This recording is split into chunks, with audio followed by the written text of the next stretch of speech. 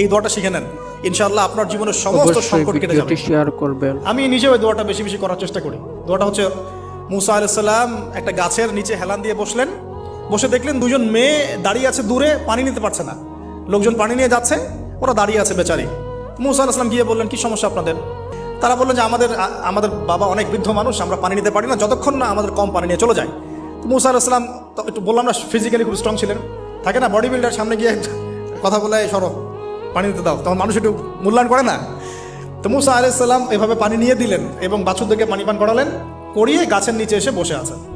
বসে বসে তিনি দোয়া করছেন, এই যে দোয়াটা তিনি দোয়া করছেন, রব্বি, একটা নেক কাজ করলেন না, মানুষের উপকার করলেন, নেক কাজ করে এসে গাছের নিচে বসে দোয়া করছেন, আল্লাহ এখানে তো আমার খাবার পানি বাসস্থান কিছুই নাই, আমি কি করব?